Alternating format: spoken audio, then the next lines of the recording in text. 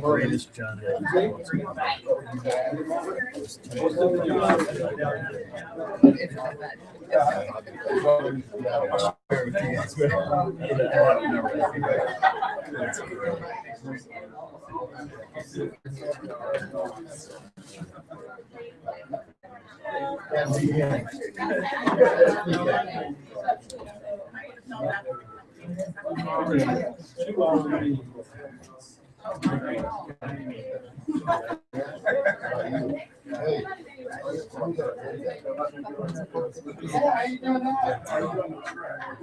we.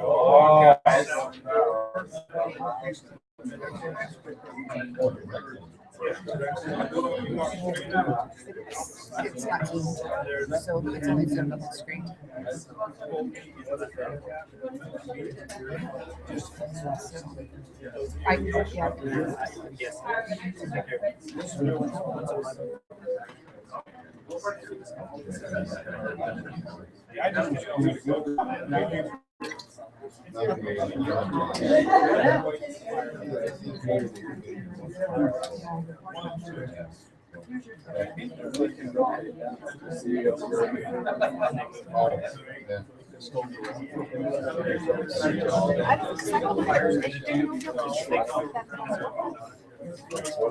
It's supposed to just be, connected to your.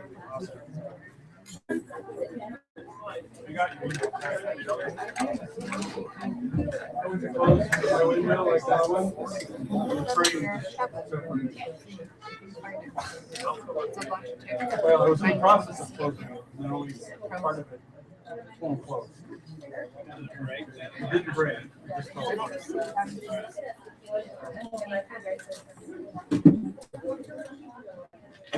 I think I was trying to.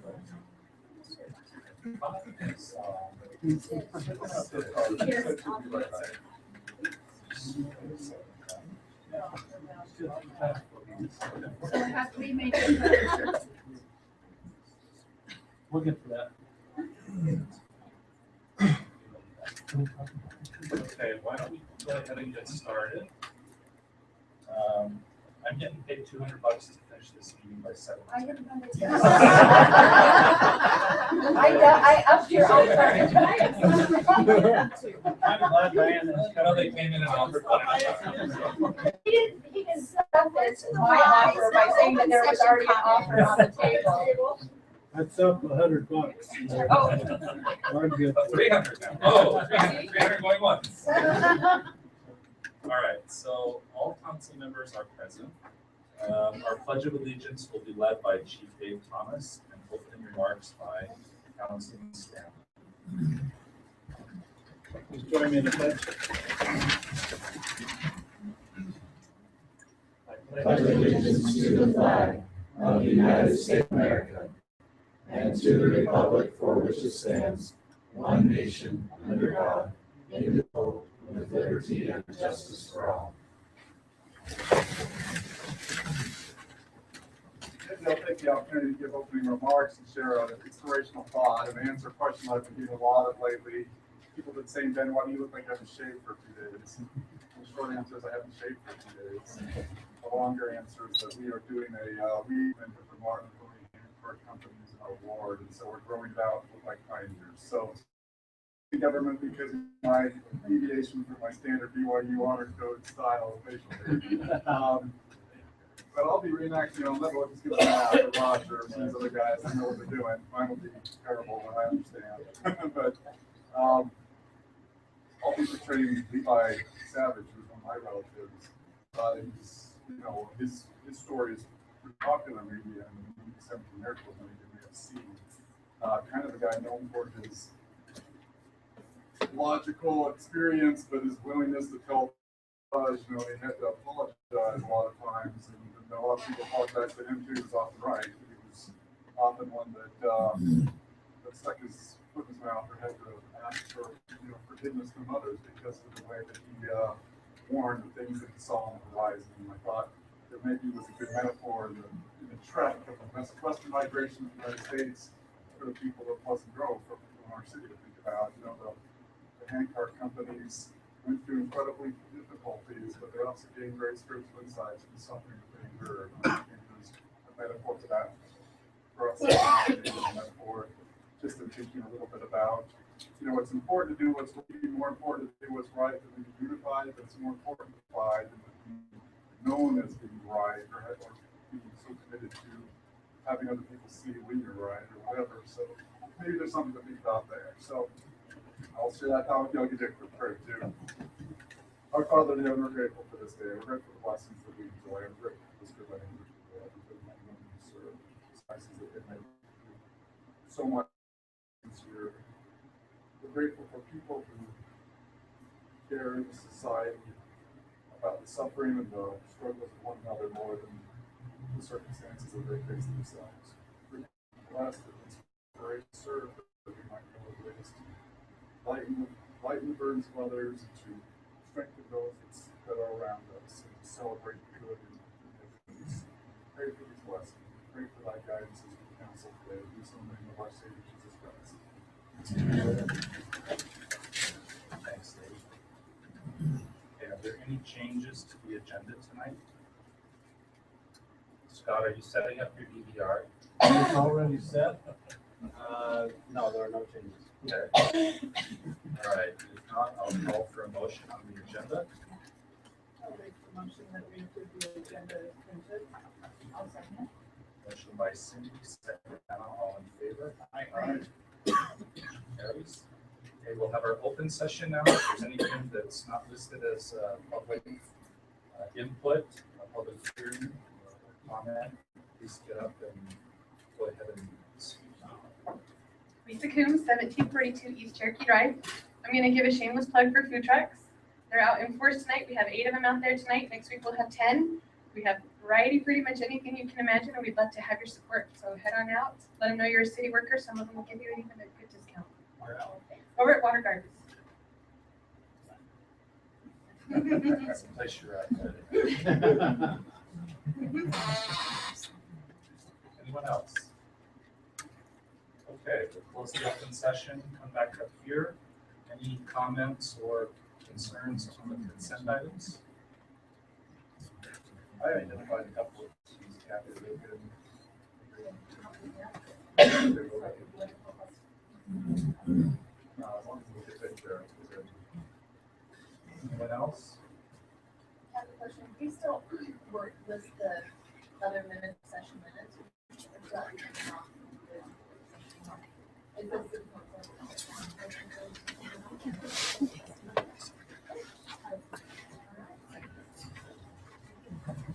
Okay, if there's no other comments, we'll entertain a motion.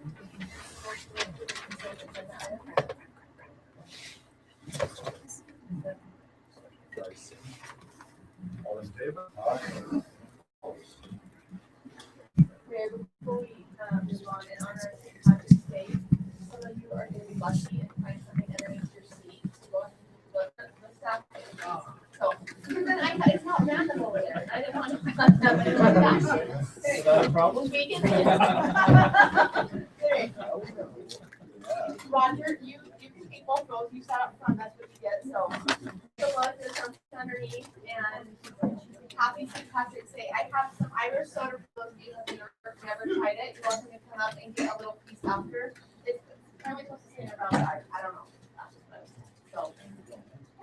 So, I thought today, I wonder what says that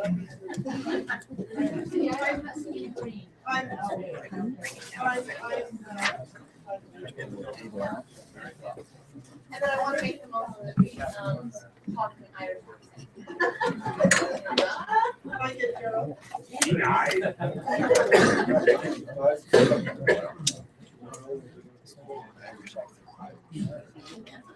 Okay, all in favor? On the consent Yes.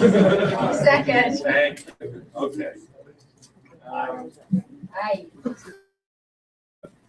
Any? No, that was something that wasn't on our agenda, and so I asked Captain to put that as number 7, so when we do have these, we have them. Good, thank you. All right, so we're gonna move into our water report forecast. John, are you giving us a PowerPoint tonight? Yeah, I'm totally really.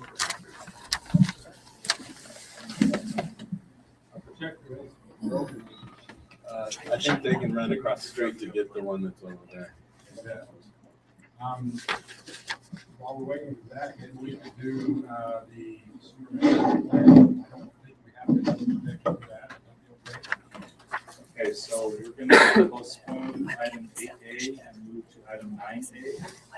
This is to consider for adoption the resolution 2015-09, adopting the sanitary sewer system management plan and providing for an effective date. So you're presenting that, especially since Dayton's across the street.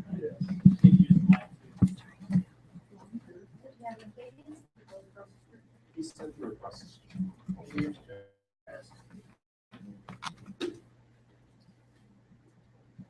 So while we're getting that set up, I think we can go through the sewer management plan fairly quickly. I didn't think we need to go into this, but I just wanted to give you a really brief overview of what it is. And I believe you all have it in your packet. Hopefully you have a chance to look at it if you're interested. I know what an FOB is now.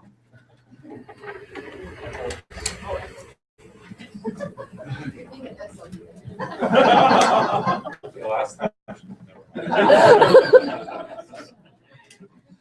We got some problems here. All right, Jones? Yes. Can you use that microphone there, Rachel? Yes. The state of Utah has implemented a program or a permit program where all of these in the state who operate sewer collection systems, sewer treatment plants like Timpanogos, but anybody who operates a sewer collection system, pipes and manholes and so forth, has to have a sewer treatment plan. And you have to get a permit from the state to be able to operate this. So that's part of the system. This is very similar, and I think it's probably modeled after the stormwater management plan that we've reviewed several times in the past. In the case of the sewer management plan, it's not near as drastic and tough on the city as maybe the stormwater management plan is. Basically, what we've done is we've looked at the requirements in the permit, and we've basically written down Public Works Department is already doing. And what they're doing is our requirements of the permit for the most part. The plan includes a number one, organizational info, authority, operation and maintenance plan, design and performance criteria, a sewer overflow response plan. What do you do if there is a backup in the sewer overflow? Fats, oil, and grease plan, or the fog plan. Okay. How do we deal with fats, oils, and grease when they get down into the system and plug it up? Exactly right. And then lastly is a system evaluation and capacity assessment plan. This is basically your master plan. And so the city has really been doing all part in the sewer management plan. We just now pulled it all together in a written plan. The last one, the system evaluation or the master plan, we've not finalized that one. We're not required to finalize it until March of next year. So we'll finalize that one over the coming year. Also, there's only one thing that I think that we need to add to the ordinance, and that's one of the items on the agenda tonight is actually adopting an ordinance. And basically the one thing was we need to require whoever builds a sewer, adds to the sewer system, and the city itself has to follow the state regulations and design criteria for sewer collection systems. So we added that specifically. And that's all I've really had on the sewer management plan, unless you've got questions I can address specifically. I'm sorry, I'll ask you questions. So will the error on the bookmark thing be corrected before we? The error is 3.5.3. Huh? It's a page number. There's a error on 3.5. 3.5.3. It should have a page number. And it, yeah, and the table of contents. Okay. And it does look like it's by itself, so, well, it's kind of by itself. Okay, I will fix that, yes.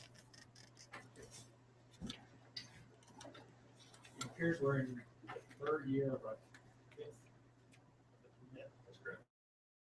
So this has to be done yearly update or what's?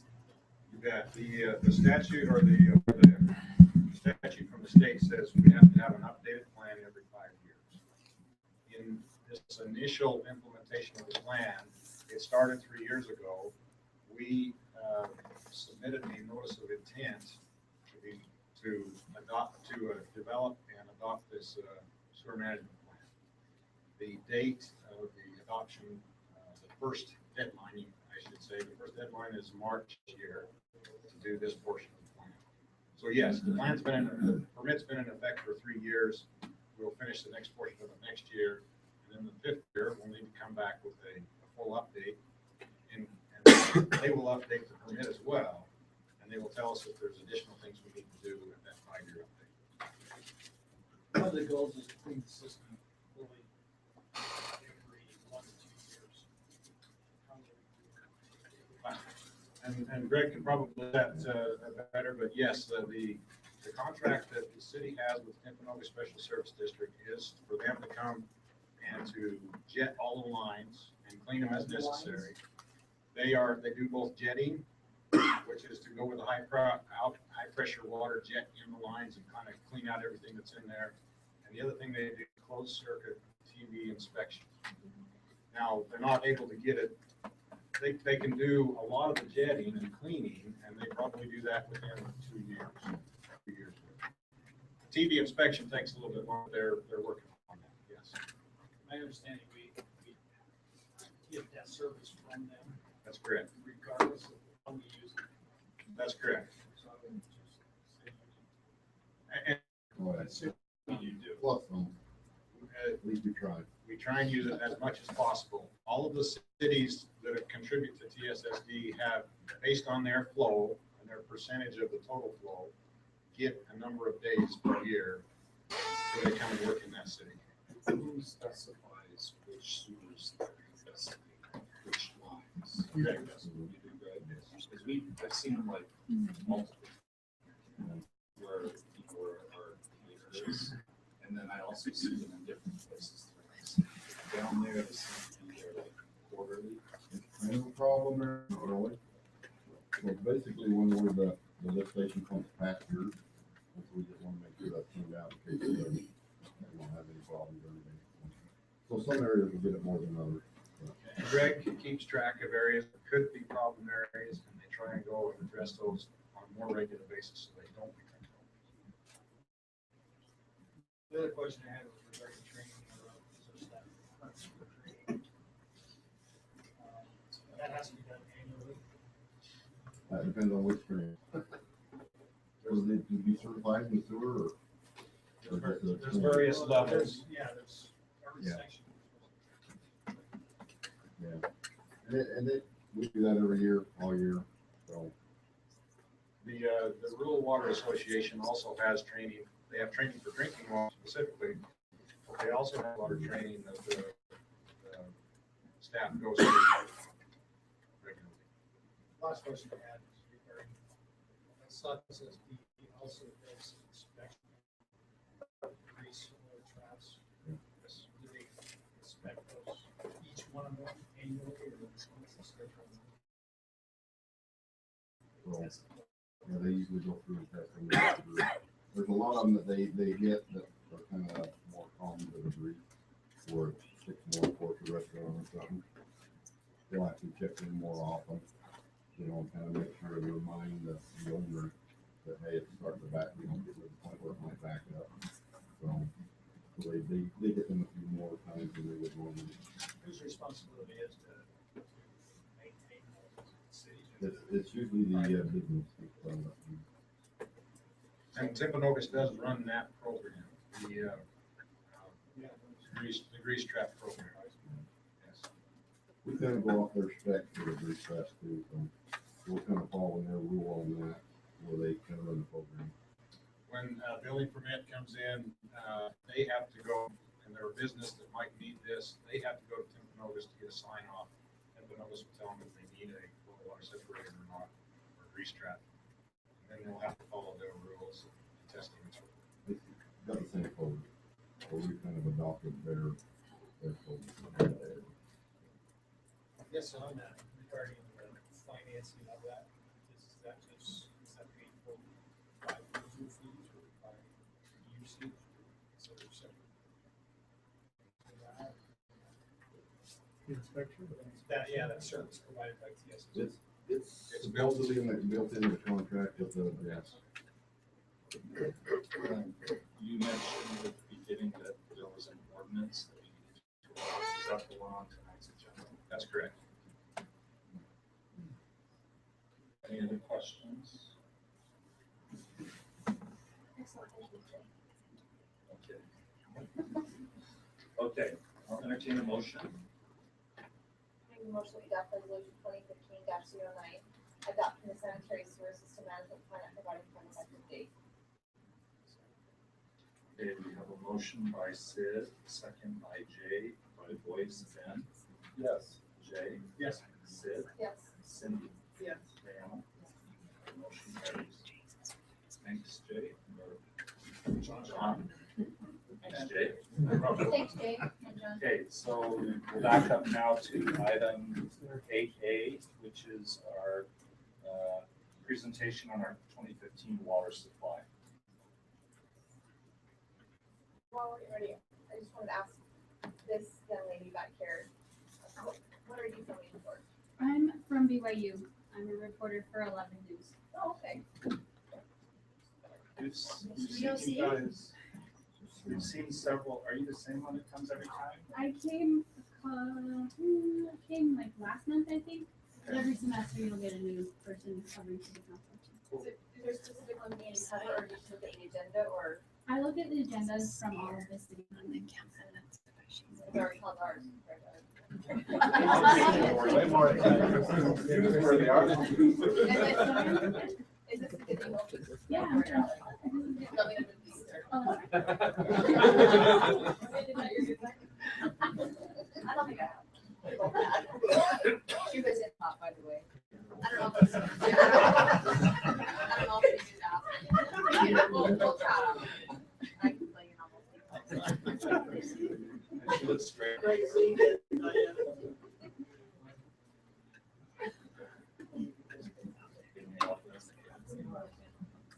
That's like that. I don't.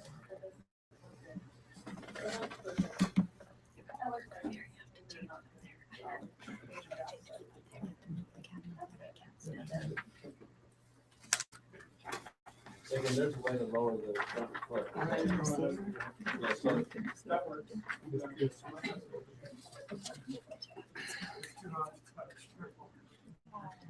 There's a little lever on the right. All right.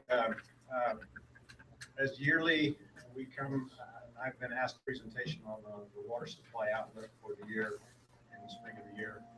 And I prepared our presentation for tonight, and looked at the water supply, or lack of water supply in this case, and our presentation for tonight.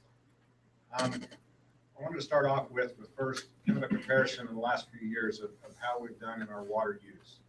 This is total water use for the irrigation system through the last year.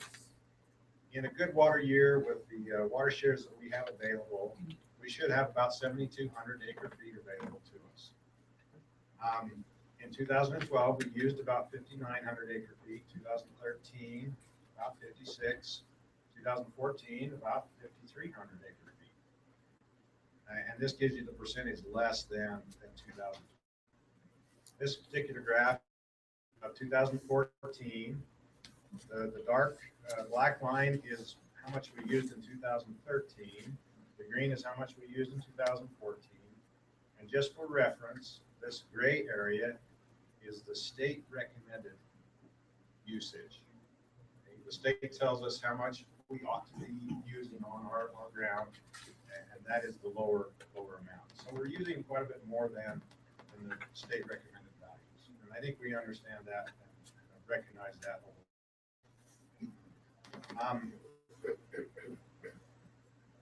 And this is also a slide from last year where we talked about. Yes, go ahead. It says water supply. Is that both culinary and secondary, or just secondary? Just secondary. I'm addressing just secondary tonight. We can address culinary if we would like to. You say 70 available on a good year. A good year means if we've got good snow supply up in the mountains and a good full allotment in the Deer Creek Reservoir, Provo River. That's how much our shares should yield to us. But in a bad year when we don't have the snowpack and the Provo River flows are down, we don't have it all available. We don't have 7,200 feet acre. But you don't know what that is. You don't know. We don't. I'm making estimates for this upcoming on what we do have available. This particular page talks about how much we used to use before the secondary system was in place. We used to use about 2.5 to 3 gallons per minute per acre of ground that we irrigated. That was all got our water out of the culinary system. Division of Drinking Water Standard. If you take your water out of a drinking water system, they tell you need to design for 0.39 gallons per minute per acre. And our design standard for the irrigation system, when it was designed, it was based on using 4 gallons per minute per irrigated acre. In 2018, our peak day usage was 7.7 gallons per minute. Now this was less than in 2012, and in 2014 we're 7.4 per acre. And so we're using quite a bit more than we were before, and more than the system was designed to handle. And we've talked about this extensively last year. It's going to take about 48% conservation to get back to design usage. And with that, I was asked to put together a quick graph that compares these graphically. And this upper line is how much we're actually using in the city of Pleasant Grove right now. Anywhere between a little 8 gallons per minute per irrigated acre down to about 7.5. The state design guideline for the green system was designed to handle about 4 gallons per minute. At this point, I want to highlight that there's 2 different quantities we're talking about here. Our first graph talked about a volume of water. Our volume of water, our total volume we've used over the summer has been going down over the last couple of years. This is the peak day, the worst day in the summer. What is our maximum flow we're using? In other words, how much gallons per minute per acre? So we have to be able to control for those situations. We need to have enough water volume total, but we also have to have the capacity in the pipes to pass this flow rate. And if our pipes are too small, we don't pass the flow rate very well, and we get complaints from users saying the system isn't working very well. Any questions? I'd like to go into projections here real quick on talk about our hydrologic outlook, our sources of supply, and a conservation discussion. And we're going to go kind of a good news, bad news scenario. We'll cover the bad news first, and then hopefully the good news last. And just briefly, we'll go these pretty quickly. This is the drought monitor. We're still in pretty heavy drought right now. And the only thing I can say good about this is at least we're not in California and Nevada, which is much, much worse. This is a graph of the snowpack and the available water in the snowpack as of last week. And the area right here in Utah, and you can't see the numbers very well, but that's all around 60% of average. Okay, that's pretty similar to the last 3 years. Now, like I said, at least we're not Oregon and Washington and California, which is down around 20 or less percent. This third page, there's a lot of information there, and you can't really read it anyway, but this is a report from the Provo River Water Users Association. And I track this on a weekly basis to see how much water is available and so forth, and it's very good information for me. But they tell us the same thing. The basins are 60% of average right now. This particular graph is our Timpanogos, up at Timpanogos Divide up American Fork Canyon. They have a elevation or a snowtail side that measures the amount of snow up there all winter long. And the amount of water in the snow on an average year is this blue line.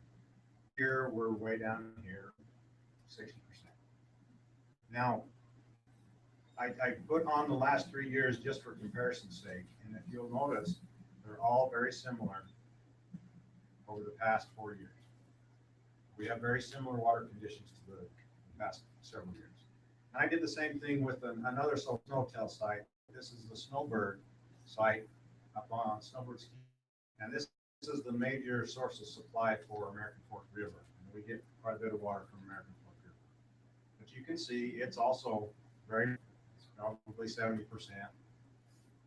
But all 3 years, the previous years, have all been fairly similar. So we have really tight water supplies this year again. This particular graph shows the water that comes out of American Fork Canyon during the irrigation season. And if you'll notice over here on the far right, 2 years ago in 2013, we had the fourth lowest water yield on record. This is about 100 years, not quite, but close. And the fourth lowest yield out of American Fork Canyon. Last year was the 8th lowest. The year before was, same type of area. And this year is looking just as bad, or it's just very dry out there. We don't have any storms on the horizon. So things are really tight. This is the bad news. Good news. I want to go into our estimates of our sources of supply. The good news is the work that we've done over the last couple of years with conservation, renting water from outside sources, and last year we had a little bit of good weather. Those three things combined have allowed us to save some water to apply to this year. And I'll go over that just briefly here. In CUP, we can get 620 acre feet from that. Been pretty solid. Total reservoir water usage, I'm estimating we're going to get 380 some acre feet from them. And most of my estimates are based on 2 years. That was the worst year. I'm basing most of my estimates on that. Provo River Water Users Association, this is water out of Deer Creek Reservoir. It's storage water. I'm estimating we've got about 2,200 acres. And that's because we were able to save over the past couple of years 1,500 acre feet in the reservoir. And then North Union Canal Company, I'm estimating we're going to get about 1,400 acre feet from that particular source. Question. Yes. Is the 29 holdover, does that include what we leased from Warren, or did we use the lease from Warren and save our own water? That's correct. We used the lease from Warren while we were paying for it, and then we saved our own water for this year. I would also like to mention that this is assuming 50% allotment. What this means is the Provo River Water Users Association, depending on the runoff, will give all their users a allotment every year. If they've got good water supply, they get 100% allotment. If they got poor, it will be something less. Right now, they're actually looking at about 25% allotment. but we haven't had any runoff yet either. I'm hoping we get a little bit and that bumps up. Is, But is go ahead. is the water still available? It is available. Yes. So our What's next, been our allotment for the last 2 years? Was about 64, 67. 67, and the year before that was about 63, I believe. Yes, that's correct. the year before that was actually a full allotment. Even though it was a dry year, we had come off a really wet year before, had plenty of storage in the reservoir then. So 63, 67% allotment. I'm estimating a 50% allotment this year. I think we'll get there. The next sources of supply we have about Creek, about 500 acre feet. We had about 600-700 acre feet from Battle Creek last year, and about 500 the year before. So that's how I'm estimating that. Grove Creek, similar. We had well over 100 acre feet last year, but only about 38 the year before. American Fork River, we had more last year, but I went off the numbers from 2 years ago. And then obviously wells, we do have the ability to pump out of wells, and we can supplement from culinary if we need to. Does the 783 include the 443? That's correct. Yes. So in total, I am estimating we're about 6,500 acre feet of water available this year. And we need, if you remember our usage from the first graph, anywhere from 500 to 6,000. Now you might look at that and say, oh, we've got plenty of water. Well, I want to caution us to say that the reason we have the water we have now is because of all our efforts over the past couple of years. We can't relax from those efforts, or we'll be using more than 6,000 acres. We have the ability to save this culinary water in the ground if we can use the water from. I recommend that. If we cannot pump water from our culinary wells to supplement the irrigation, let's do it. Let's use all of our secondary sources first. And then we've got about 6,000 acre feet there. And if things go well and we conserve and do what we should be doing, we may have some money or some water to save for next year in case we have another bad year. So I'm recommending not let off on our conservation efforts at this point. What was usage again? Total usage? Usage last year was 5,300. But we got up to when we were. 3 years ago, it was 59. So John, when we got the rain in September, I mean, that was part of the reason we were able to save water, but was that also part of the reason that maybe we used 5,300? Yes. I mean, we just had a weather pattern that was really beneficial. It started raining in the afternoons on July 9th. It's very fortunate. And we were able to save quite a bit by that favorable weather pattern. And that, What date they determine the percentage allotments that we'll receive? good question. September. They try and tell us, what is it? On their final, they try and by June 1st what their Yeah. allotment is. Yeah. But if it changes during the year, if they have more or less, then they have to adjust it. And they actually adjusted last year right up into September. They adjusted it up because of all the rain that last summer. Okay, just a couple of wild cards to throw in here that may have. I'm sorry. This is the good news. I just want to mention just some wild cards. If our wells go down, we have less than 50% allotment from Provo River. If we spillage out of Deer Creek Reservoir, weather patterns, conservation, all these different things bump up or down, the amount of water we use and the amount of water we have. So these are all estimates. I feel pretty good about it based on how we've done the last couple of years, but there's always things that can happen. So the good news, and I don't know if you're getting to this, but we're not going to have to rent water from Orem. Oh, So that's the good news. That's good news. With our that we don't need to go to that. I don't know if that was your next slide or. No, that's great. Appreciate that. But no, Way to go. This whole time. I just wanted to. John's only good news. I just wanted to get that out before we got too far down the road. So another thing though, I mean, we did serve, and we're in a situation now for the efforts of all the citizens in the community. I think we've really made a great effort in doing that, and need to commend the citizenry for taking it serious and really helping in that path. You know, I don't think we should let down by any means, but I think we should commend them for helping with that effort. And I think we Maybe need, some more than others. and I think we need to talk about that too, in just a minute, how, what we want to do again this year with Right. conservation. I'd be interested to know what other cities are going beyond. John, do you work with other cities and such as far as their water supplies? Not that I want to know that, but really what could we learn maybe others as far as doing other things? You bet. So Because I'm really big on water conservation. You know, living in Australia and such, and just seeing the realities that we could face if we don't really buckle down, we're going to have some real issues. a couple of things that I've seen, actually, the cities that I work with have similar conservation efforts. As far as enforcement, Enforcement, and actually you've done more on enforcement than most of the cities I work with. 2 years ago, you were very heavy on enforcement.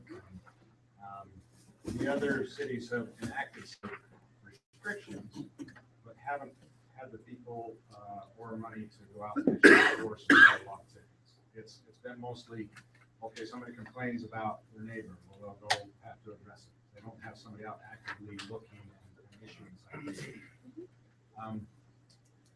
But most of them do similar things. They send out flyers and do some public education and other things like that, watering schedules, letting them know how much water they've used to date and where they should be and that kind of thing. I've noted all of that. But I think that we've mentioned this before. I think the real solution to the full savings that we really need to get to is metering secondary water.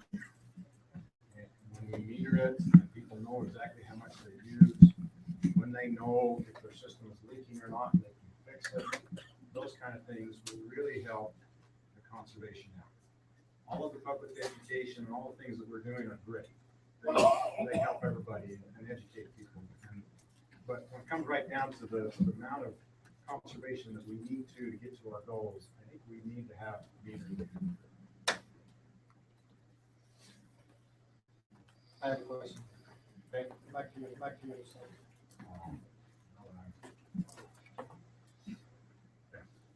That number right there, based upon your projections, what will that number be next year? Okay, it all depends on where we end up this year. We end up Based with upon your projections. projections. If we use 6,000 acre feet and we don't use any culinary, we won't have any storage left over for next year. No cushion. If we use 5,300 acre feet like last year, we will have 700 acre feet of cushion and storage. Okay, let me bring up one other issue here. Deer Creek Reservoir, if you drive up there and look at it, it looks almost full. How can it be full and we be in such a low water year? The Deer Creek Reservoir is sized for 100,000 acre feet of water for a full allotment. I mean, they could store a little bit more in there, but full allotment is 100,000 acre feet. They have 104,000 acre feet of holdover water from years past. Full because everybody saved a whole bunch of water. It's not because they've got the runoff of the water. It's because everybody, okay? So while I really applaud the effort to conserve water, if we put too much in the reservoir, then there's a chance that the reservoir fills up and spills, And then you lose some of your holdover water. Now, I've done an estimate on this 1,500 acre feet, and if the reservoir spills, if it fills up quite a bit, there's a process that we go through. Which water spills first, whose water is going first, and so forth. And I'm estimating that we'll lose very little water in spillage at 50% alone. There's enough other people in the storage that have large chunks of water that make it so that they'll spill first before we do. So I think it'd be prudent and wise to have additional storage or to have holdover water, but I don't want to just add to this because we take a chance of losing it all.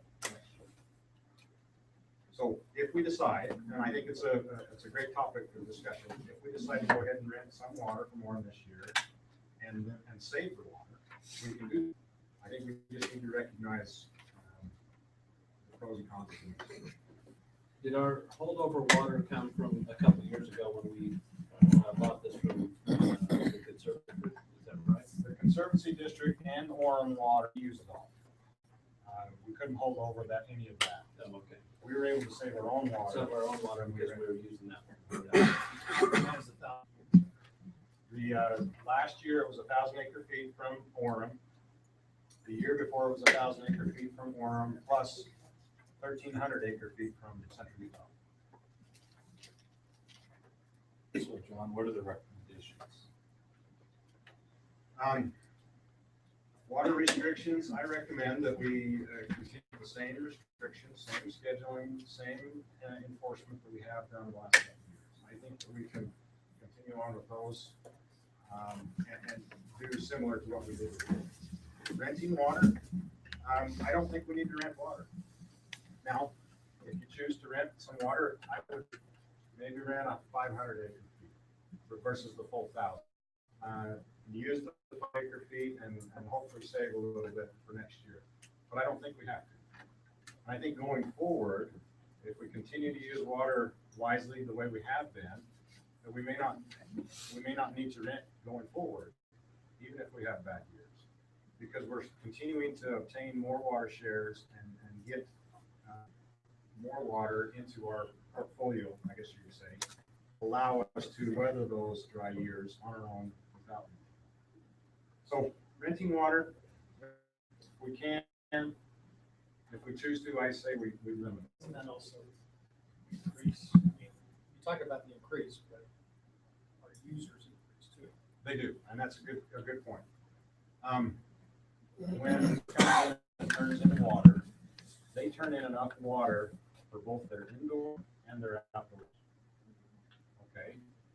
Now, when we switched over from a culinary system to a secondary system, now we've got some excess culinary water that all of these new people can use. And so when they turn in their water, they turn in enough for both their culinary and secondary, but they only use their secondary. So in other words, that portion that they would have used for culinary, this to be put in extra in the secondary system. Does that make sense, or can I explain it a little bit better? Okay. Is there a timing on when to buy the water? I mean, can you wait? We need to make a decision tomorrow. Very Oh, quickly, why is that? because somebody else will want to run it. Is the price the same as last year? That Price should be good, because that's what it was last year. They raised it last year. Is it going up each year? They went up last year. I think Lynn got a screaming deal a few years ago, and then they realized, oh, we have to make a little bit more money. We got these folks. We went up in price. I think we probably paid more market value last year, not so much 2 years ago.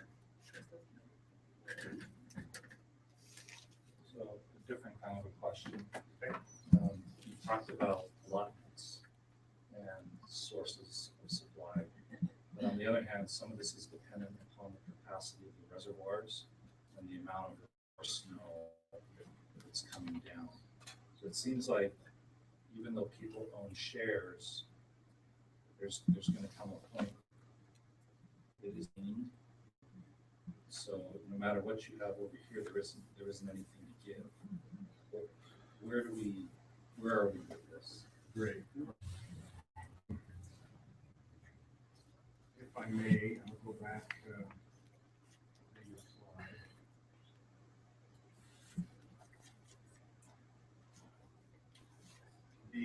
CUP number is supposed to be pretty solid.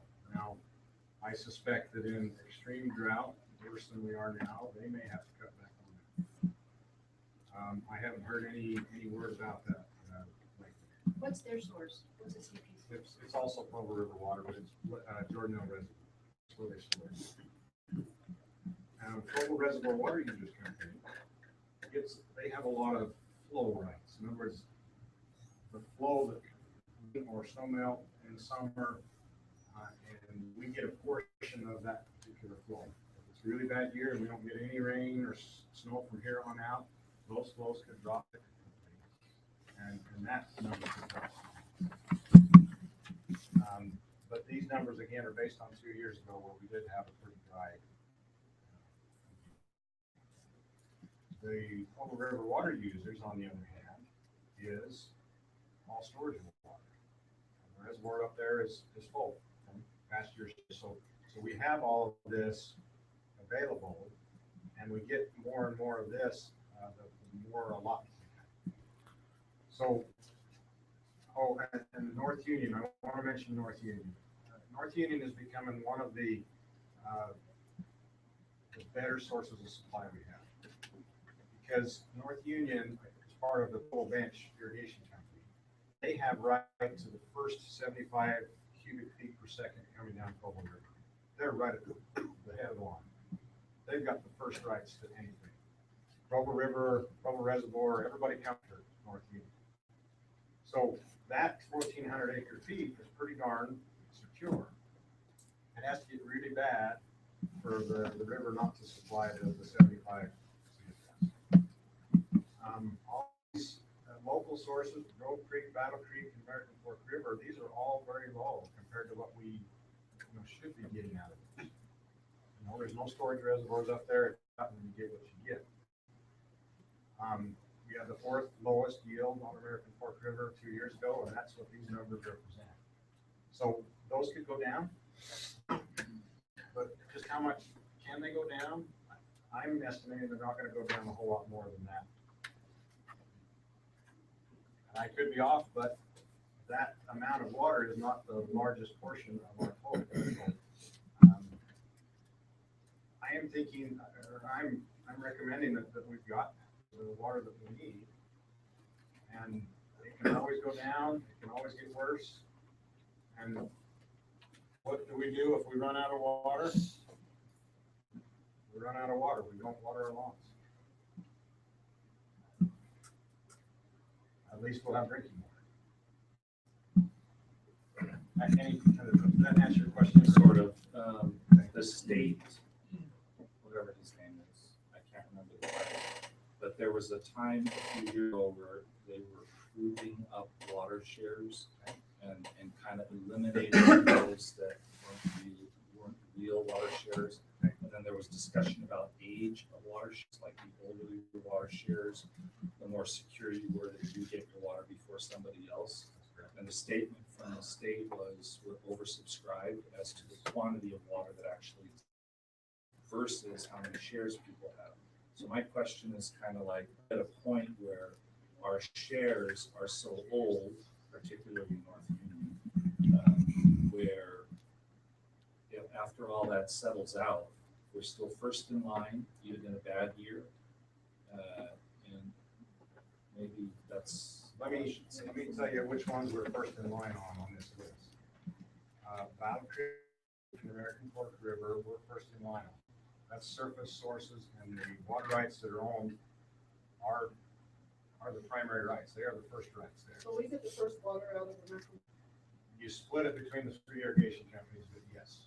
And American Fork, Lehigh, and Pleasant Grove, they all split it, but they are the primary water right holders out of American Fork River. The North Union is a primary one. That's the premier one on the Provo River. And so they get the first shot at the water. Provo River is interesting because they are not the primary water right holder, but they've held everything over in storage. And so that storage is theirs. That's available right now. Now in the future, if there's no runoff and everybody uses their holdover, the reservoir is empty, they don't have anything to do. So Provo Reservoir is a more junior. CUP is also a more junior. But with the reservoir up there, it's also storage water. If you got it, it's available. If you don't, it's not. So I think we're sitting in a pretty good location with your secondary supplies. You've got some really good high priority rights and shares. We could go into a large discussion about culinary water rights and priority and aquifers and all that stuff as well, but I don't think we want to get into that. Just really question, very smart, I'm sure, but, what feeds the wells? Excellent. It's groundwater, and your groundwater is recharged from rain, snow on the surface, but it's also recharged from the mountain. The water soaks in the rocks in the mountain, comes down, and feeds back up into the aquifer. So, And how are the wells right now? okay, that's a really good question. Our water levels are dropping significantly. They're not at all-time lows, but they're getting close. We're getting there this year. We have several wells, 2 or 3 wells that we're not pumping right now because the water levels are so low. We just can't get the water out, and it causes problems if we're sucking air and other things. But we have several other sources of wells, several other wells that are really good shape and supply all that you need. So culinary wise, we're in really good shape right now. As the water levels drop, then it becomes more and more of a problem. As you grow and need more culinary water, then that could become a more and more of a problem. But as of right now, we're doing really good on culinary. When what's the scheduled date for secondary water to come on? May 1st. Takes us 2 weeks to fill it up. We don't get water out of it. We'll have to get water out of it after that this year to fill because of all water supply coming off the well. Takes us 2 weeks to fill it. We get it. We'll be after that on the 15th of May. So if we were following the state's guidelines, if we hit it, our citizens nailed it, how many acre feet would we need from our sources every year? And I don't know the exact number, but just thinking back to that graph, it's about 4,000 acre feet. So that's 4,500. about 7 acre feet more than the solid ones that you showed us. Roughly. I think the long-term issue that we eventually will need to address is getting this down to 4 gallons per minute. Not yet. Or less. Or less. Again, go back to that number when we were on the culinary. The 4 was, this should be a system that meets your needs and has some buffers, some really bad weather days. And we don't want to be at a usage that puts us right at system capacity all the time. We want some buffer. So if we could get from 7 point whatever it is down to the 4, that takes down where the state's recommended. Actually, it takes us lower. So then we should be able to make it with the solid sources. So our water supply. Really puts us in. We don't have to solve that one tonight, but that is probably a long-term discussion. Especially type water. Sure, yes. So we've talked about water restrictions, renting water. We don't need to, but you can. Water surcharge. We had a water surcharge last year on the bills. So pay for the rental water. If you don't rent water, you don't need the water surcharge. If you do, you might want to keep it. Public education. I just wanted to mention that the Dion Giles and the beautification committee is really kind of on board with water conservation, and they're going to be helping the public works out with public education materials and so forth. I'll continue my tracking of water use and giving the information to them so that they can include it in any education materials throughout the summer. Enforcement, I think it's up to you if you want to hire the people to go out and look and issue citations again, or if you want to people to do it on their own until forced to do otherwise. That's up to you. In my opinion, enforcement is really a key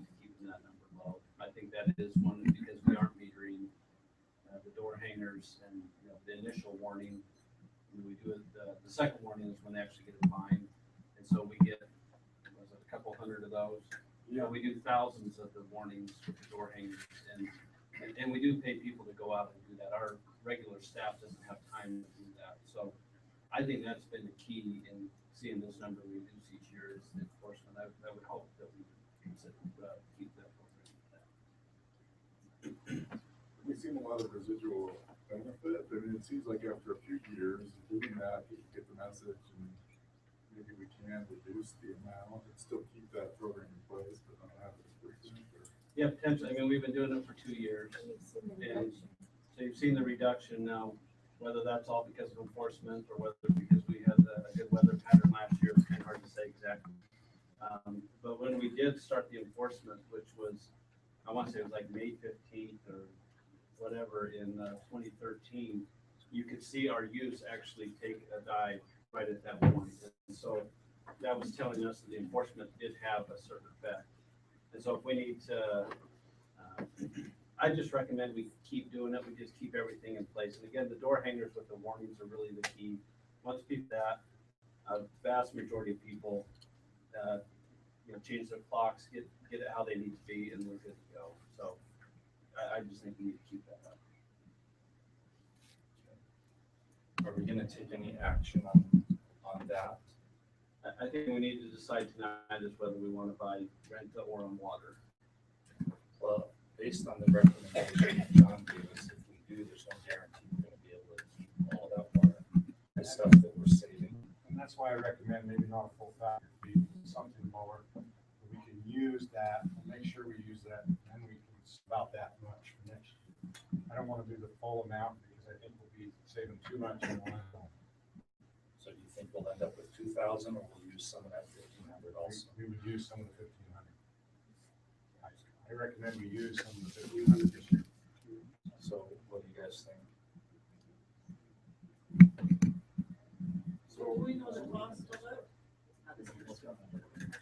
And we've got, constantly. It was $100,000. How much? 100,000. Was that the year before? The year before, I think we paid 50. Well, And so, and our surcharge was $1.25. If the amount this year, if we're trying to rent half the water, I think that's what we're trying to do, right? Yeah.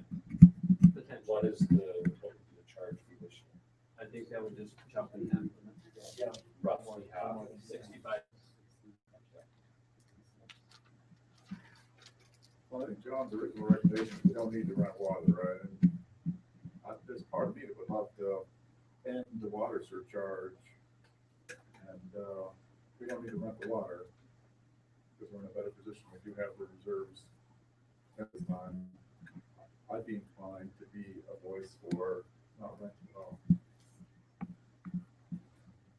Thinking of when you wean someone off cocaine, so they don't die. Water is more addictive than cocaine. I think water is a more addictive substance. So if we could kind of wean it down. Yeah, I want to be safe and sorry. So yeah, I agree that.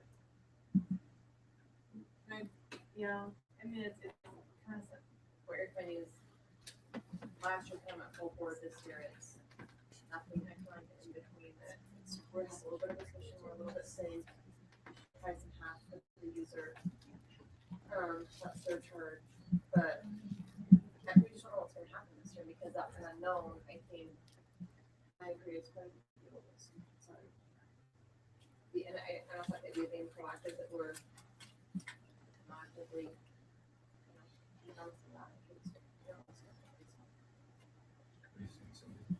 I think we can go without renting. I think we need to really do kind of a publicity blitz a little bit on this and tell citizens how well we've done. We need to keep it up. Because of that, we're not renting this year, and the importance of that, and really let that word get back to people.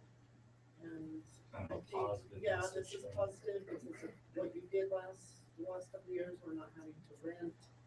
And I think that's a way to probably motivate more people to participate in the conservation. And they have 2 flush toilets on sale at Costco. So, Also, yep, two flush. One year That is flush really twice. good. Right, so $89. So if we can, give everybody a discount, they can buy two flushes. That's culinary. And secondary. I had to get in the two flush toilet. So, question for you though. So let's say this year is much warmer drought than last year and people actually use more because they don't want things to die. So is that gonna tap into, what if we don't rent and that, is that? Yes, if I'll go back to these numbers real quick. What's the worst case scenario if we don't rent any water? I think what John was. And once it's gone, we have to decide by a certain date that there's no more, I mean, no, tomorrow, it's literally tomorrow. Yeah, because I didn't pick out. If we don't take it from that. I am estimating that we need 500, 6,400 acres. Last year we used 5,300. 2 years ago we used 5,900. So we could use 59, we could use 6,000, we could use a whole bunch more, and I think we'll still have this available. Now, if the drought gets worse and worse and worse, then maybe we don't have 6,400. We don't get the monsoon afternoons. Exactly. So it's kind of hard to judge. That includes the 1,500 of savings. Yes, that includes 1,500 savings. So And obviously, if we decide to want to do it. Well, and not be Gone. available. It'll likely be gone. If it's available. So it's absolutely not available, it's not that they want to get it resolved. And so that was an obvious question when I said, what's gonna happen when it, but I was referring to if, that's what I mean, like in a month, can we get it, in August, can we get it, it's either now or we take it now or we don't take it, we can do the whole summer and hope that everything goes well. It's likely somebody else is gonna rent. Somebody else will rent it if we don't. We have an agreement with There's them. become a bidding war. Do they have first dogs or something? Yeah, they're kind of saying, we had to deal with you last year. Do you We want, have to deal with. do you want to continue? We're recognizing that we have a relationship, you want to continue that. We say no, they'll go and ask if there's anybody else who wants to run it. Large cocaine user.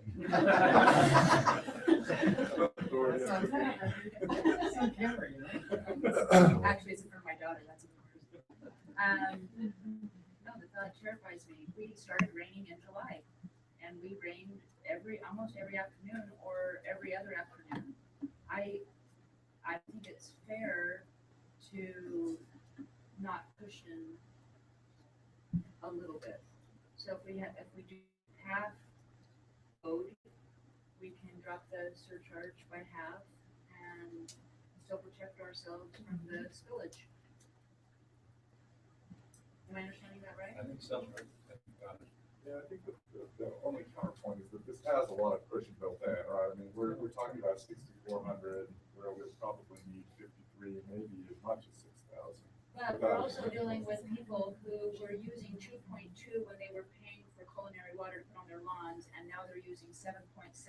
With all the efforts that we've put in education and enforcement, we dropped down to 7.3. This is not, we are refusing to water less.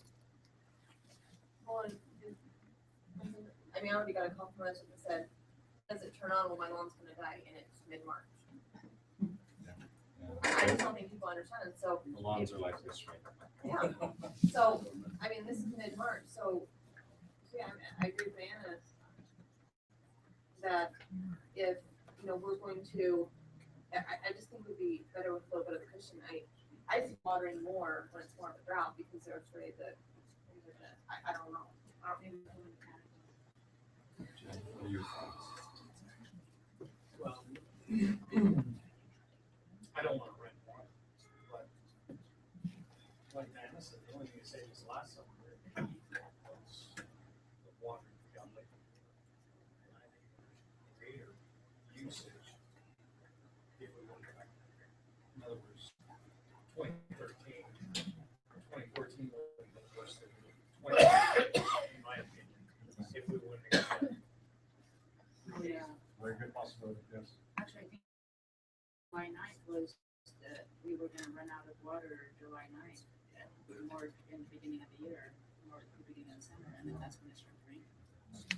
So, I mean, I think it's prudent I know, it's just fear to factor. rent. But maybe our citizens need a wake-up call. Run out of water. So I'm kind of seeing both sides, but I don't want to put them in that position. I think if we can send out the good information that they have been able to save, it's gone down X amount of gallons, and this year is so much less water right now. We know it already, they can see it. Yeah. And we're going to rent half as much water as we did last year. I think that's a wake-up call. I mean, at least I would take it as a wake-up call. Even if I were one of the abusers, I would take it as a wake-up call. And I'd recommend including the door hanger. They get some of this data along stapled with it that says this isn't, we're not trying to pry, whatever you call that word, at full. You can't run out of water. Also, the effect, I don't know, is do we need to keep bailing out the citizens? Do you know what I'm saying? Do we have to keep, I don't know how this is coming across, but. That's why I said I'm one of the users. Do we, I'm in panic mode. Well, keep, part do of we the just problem keep is providing that the water so they don't have to? we're all playing a flat rate for the additional water. Right. Whatever the stop going for the meters. So to answer your question, I might change the terminology a little. Yeah. I might say, in looking after all of the citizens' best interest, it's in their best interest to conserve water. It's in their best interest to not run out. So by taking this conservative approach, we're not going to rent as much. But that means we're automatically saying there's not going to be as much water as last year. Your lawns survive. And you turn it down a little. You're using at least 2.5 times the water we were using a few years ago. When you were paying per gallon. Right? To me, it feels like, and this is probably more just a political statement, but if we were to run out of water, the consequences for the city would be worse than having a little bit too much water. I mean, and I think this idea that, our residents need to learn that we need to conserve, but I think that'd be a real bad situation if we actually physically ran out of water. Not happening in California, Southern California. And we've gone down there, it doesn't look very good. Yeah. It's not a good situation. I think this room fills up really quickly with people that are very angry. And at that point, there's nothing we can do, because there is no water. But I guess this goes to the surcharge. If we have an opportunity to have a $50,000 insurance policy for this water, that might be something we want to consider just to prevent against the worst case of running out of water. So back to the cocaine example, I still think that we wean slowly, right? Yeah. We wean everybody down until we're all using what we should be using. Cold turkey probably isn't gonna. So anyway, unless someone's changing their mind, it looks like there's 3 people in favor of a form of conservation and, 3 people in favor of renting half the water, and 2 people that would prefer rent.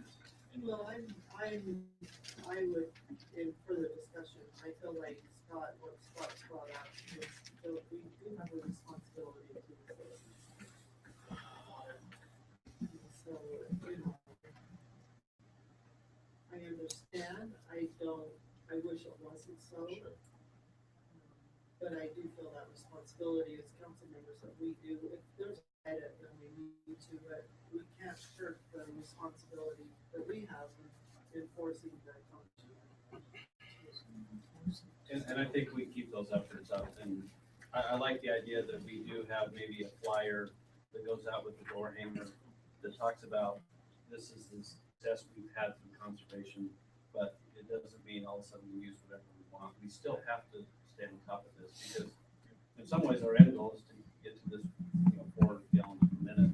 If we could do that without metering, that would save us millions of dollars as a community. Right.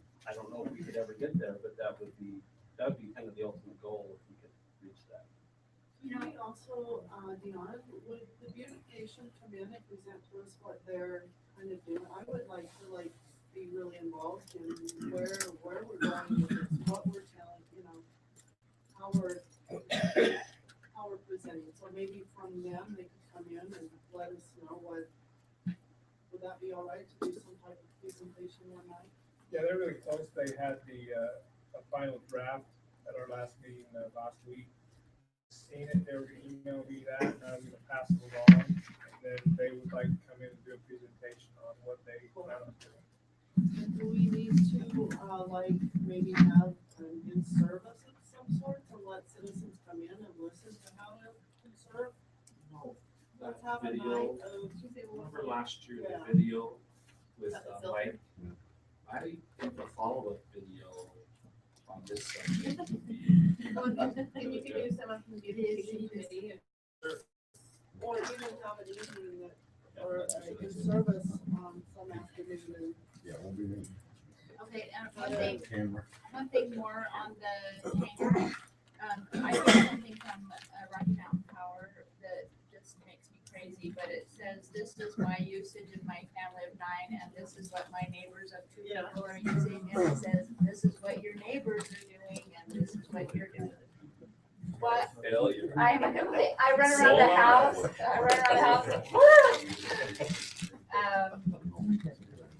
but could we do something very similar where it says, this is what we were using in 2011, I think that's, so John and does this is that graph what that we're I, using now? the graph that I send out to you every month that John prepares. Yes. I think what we could do, he last year, he added the state recommended amount to show that we were way above that. We could add, so this is what we used to use when we started the culinary, which is even lower than that. But if it was like that graphic of, your house in 2011 and your house in 2014. A suggestion, how about if we make an assignment?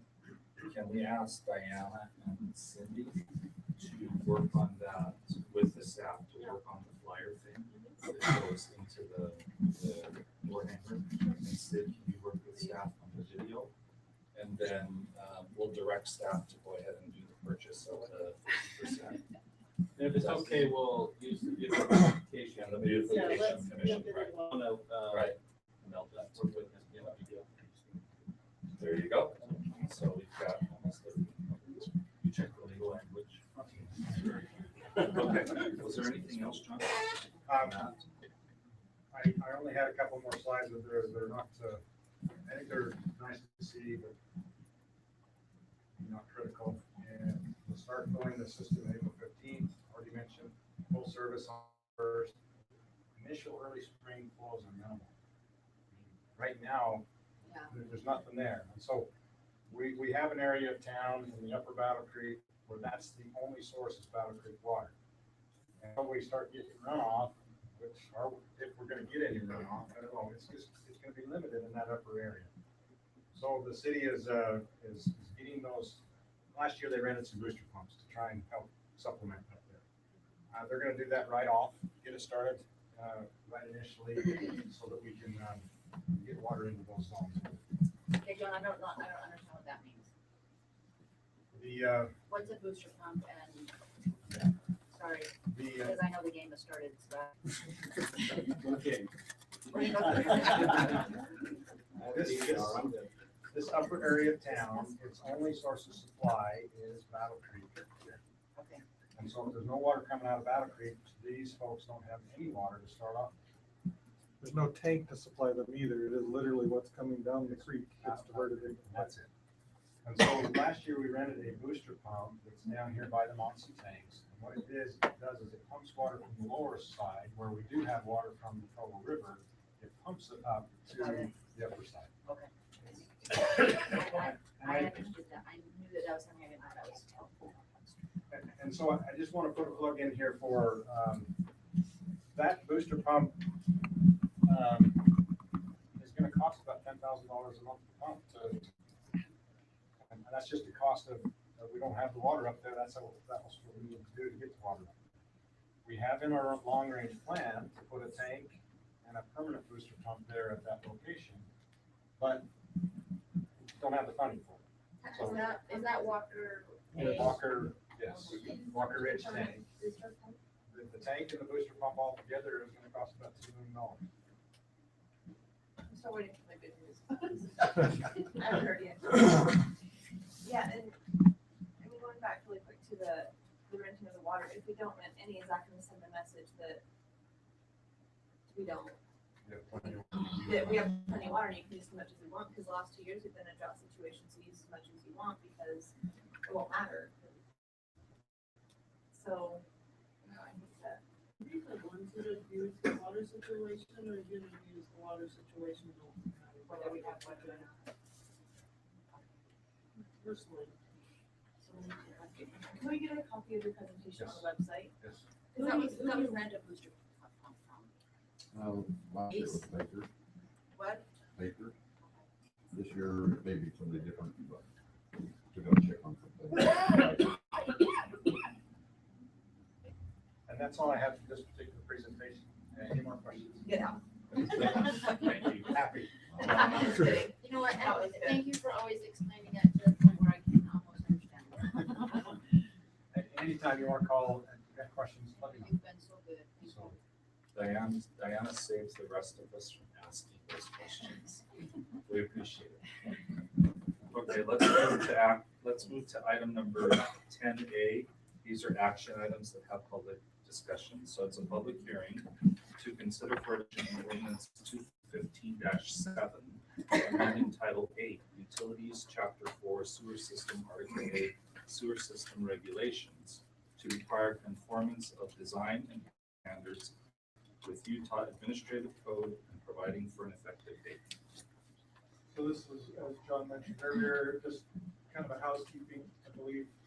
We were in full compliance with the state recommended. We're just adding the text to the code, as you can see in the ordinance, to add paragraph 3, which states sanitary sewer facilities in Pleasant Grove City shall be properly designed and constructed according to R 317-3 of the Utah State Administrative Code, section of code that covers sewers.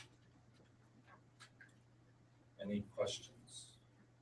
Fairly straightforward. It's the one we read. Okay, it's a public hearing. Does anyone want to speak on that? Okay, seeing none, we'll bring it back up here. Any further discussion? Call for a motion. I make a motion to adopt ordinance 2015-7, amending Title 8 Utilities, Chapter 4, Sewer System, Article 8, Sewer System Regulations to require conformance of design and construction standards with Utah Administrative Code and providing for an effective date. Okay, we have a motion by Sid and a second by Ben. By voice, Diana, Yes. Yes. Sid, Yes. Jay, Yes. Ben. Yes. Motion carries. All right, we're gonna move to item 11. No action on these items.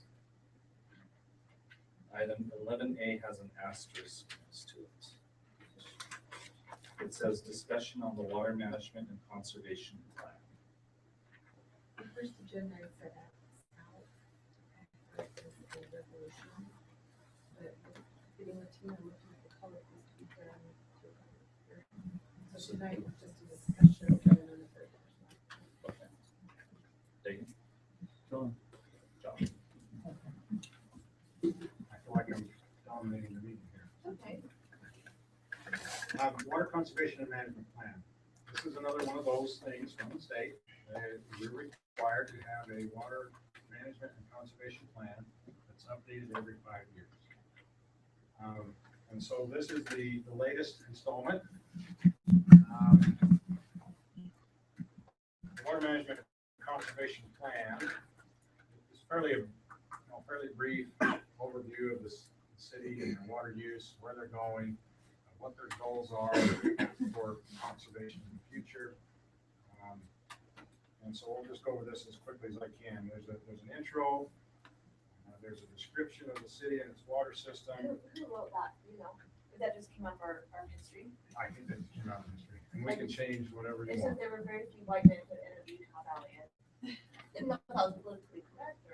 We can completely change that. I'll go through it. But there were very few that had come into the As, house. as, like I'm just wondering. I want women, yes, I want women included as well. And I'm happy to include whatever. Just women in general. So there's an intro, there's a description of the city and its water system, inventory of water resources, where your sources come from. Talk about water rights and other things. And here's where I want to start and talk about some details. In 2000, the year 2000, the governor set a goal of conserving, was it 20% of our water use in the state? And that's when this whole process of water conservation plan requirement was instituted. And at the time, Pleasant Grove City was using about 255 gallons of water per capita per day, per person per day. And this compared to an average of 293 in the state and Utah County at 273. So we were doing much better than the state and the county at that time. Total water use in Pleasant Grove City in 2014 was 248. So we went from 255 down to 248, full 7 gallons of water per day. Okay. And this is compared to a statewide average of 242 and Utah Lake of 221, or Utah County 221. So now we're higher than our folks around us. Talking about that water bill coming to our house, and now we're high side of things. I think just drop down here. I think we didn't measure indoor and outdoor separately originally, and we started to measure pretty good in 2008.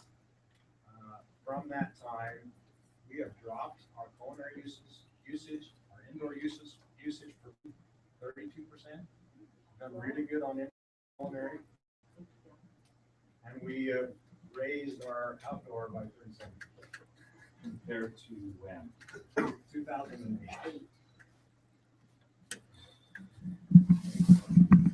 So it says we're doing really good on culinary, not so good on secondary. And I think we recognize from all of our numbers we've already seen. When did we implement secondary? It started 12 years ago. 12 years ago? That's what, 2002? Roughly? And if we wouldn't finish, Yeah, when did we finish? 2008 or 9? Yep. And it's still not finished.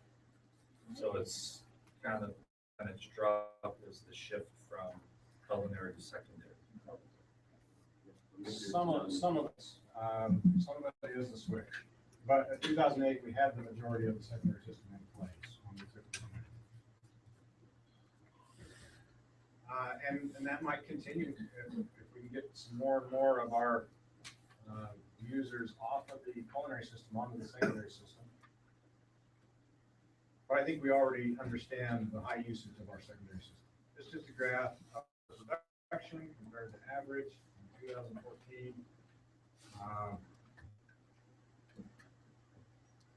Let's see, talking about the types of connections and talking about our population projections. And I think the city's goal of reducing secondary water usage by, 25% in 5 years. I've set a goal of 25% in 5 years. And later on, we'll read where we have a long-term goal of 50%. That's to get down to our 4 gallons per minute per person, per acre. So 5 years, 20%, that equals 1.23 million gallons per day, enough water to meet the city's projected growth through 2028. That amount of conservation will meet our growth needs for a while. The next part of the plan shows, here's a comparison. In 2009, we identified various problems, and in this report, I talked about how we address those problems. And so 3 or 4 problems here to address them. Meter accuracy, we needed some meters on our sources of supply, and we think we've addressed culinary water use for irrigation. We're trying to move as much usage from the culinary system to the irrigation as we can if it's outdoor usage. That helps us conserve our good high quality culinary water. Leakage within the water system, there's always leaks. As pipes age, they break, systems leak. So we're implementing leak detection program, repairs and so forth. And high use of unmetered secondary water. That's probably the biggest problem. These were problems identified in 2009. Yes. Have we done any progress? And that's what this talks about is what progress we've had. I would say on the unmetered secondary use, we've had limited progress. On the others, I think we've had some good progress on these others. But the unmetered, over the last couple of years, we've seen a little bit of it. And we've been tough on restrictions and enforcement. And we've done a little bit, but we're not where we probably ought to be. The problems that I've identified going forward with the Public Works Department, leakage within the water system. We still have that problem. We've got an aging system that the system are falling apart, and we're getting some heavy leakage. Unmetered use of culinary water by the city. In years past, we haven't felt like we needed to meter city facilities. You know, it's a city where we don't write out a check to the department for the city hall. But I think we need to, as a city, start putting in meters so that the city knows what they're using on their property compared to everybody else. You know, how can we conserve as a city as well? So is there any city facilities that are needed right now? None? Couple. Oh, a couple? Didn't we just have that franchise tag Well, we need to talk conversation? about that more, but yeah, so that's a separate issue, even though For we're a not different meters, we reason. need to we're having to put together an estimate so we can allocate that charge. And yeah, that's what we talked about. And the last one is the same high use. Those are the three main problems that we've identified at this point. Now, if there's more problems that you want to identify and add to the plan, this is the city's plan. I'm happy to take suggestions on this. I have one question. Maybe not a suggestion, but do we have any estimate of how many are larger than 1 acre? We have a maximum size that we charge for secondary water, right? I think 1 acre plus has a flat fee. Do we have any idea what percentage of our secondary water is going to properties that are greater than 1 acre? We don't have meters. It's hard to tell. Well, you're talking about the percentage of water used or the percentage of acre or the percentage of lots. Yeah, percentage of lots. So something we want to be able to figure out. We could figure that out. We have that number somewhere. Yeah, I'm curious. Because we did a study 3 years ago where we broke down every single lot that wasn't broken. We were trying to restructure the secondary water rates. We kind of kept them what they were in the process of doing that. As to how many lots we have that are over an acre. Yeah, I'd love to see that. Water conservation goals. In 2009, we set various goals, and those are listed here. In the bold, I've stated what we've done in the past 5 years to meet those goals. Now, our goal, 2009, was to decrease our use by 15%. We didn't reach that. We brought it down by about 3%. The culinary dropped really good, but the secondary was way up. Goal number 2 was drill new wells and rehabilitate old ones to meet current and projected culinary water needs. I feel really good about the culinary system at this point. We have all of the culinary system sources we need right now. Now, as long as our water levels in the aquifer don't drop too much, we always have to think about that. But barring that, I think we have the sources that we need. In the future, as we grow, we may need to get more sources will be identified in the master plan. Goal number 3, repair and upgrade water meters, and we've implemented that goal. Goal number 4 is maintain existing physical leak detection program And they've implemented a action program, almost every year since then, and they 2 years. But they're continuing that program to try and find leaks and fix those as we can.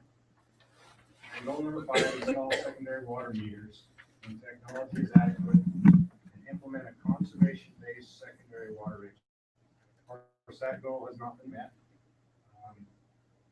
And I think that one of the reasons, well, the main reason is obviously money to implement it. But another reason was finding a suitable meter that we felt like would work for secondary water. And Greg and the Public Works Department think they have a meter identified that will work, and love to put it in as soon as budgets allow. Following goals have been set for this plan: reduce the city's per capita secondary water use by 25% in 5 years and 50% in 10 years. Okay. Now that 50% is based on our previous discussion about bringing our water use to 4 gallons per minute per acre.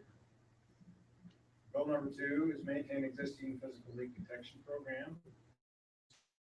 I think something that's very doable. Goal number 3, install secondary water meters when technology is adequately tested and implement a conservation-based secondary water rate structure. Budget and plan for eventual water meter installation on the secondary irrigation system. I've listed them. Goal number 4, install culinary meters in all city-owned facilities, better track city conservation efforts, and better quantify how much water is lost through leaks and lost. I do kind of an audit on the system every year.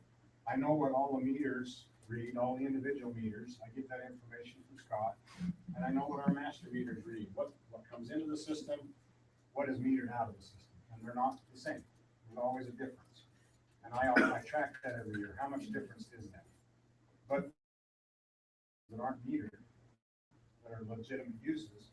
And so getting meters on all the facilities will help better quantify what's lost through leakage. John, Yes. what is typical, and what would be expected? Yeah. I've seen studies across the United States, mature, older system, you lose upwards of 20% of your water through leakage. And your numbers show anywhere from 20 to 30 to 35% difference between the metered in and metered out. Some of that is legitimate uses, but goal number 5 is continue water line replacement program to replace leaking lines. Now, the master plan, your water master plan calls for investing in replacement infrastructure as it ages. We need to continue with that. We've got a water line we're going to be doing this summer that it's just falling apart. It's almost all patches. There's not much pipe left, all patches. So we're doing as much as we can, but I think we're not keeping up with it. We're getting more and more leakage all the time. This just identifies our next section: conservation practices, conservation rate structure on the culinary, watering schedules, water education programs, leak detection program. Just some of the things that we're working on right now. Plan shows the current rates and talks about having additional measures if necessary. Now, I am anxious to receive all your feedback.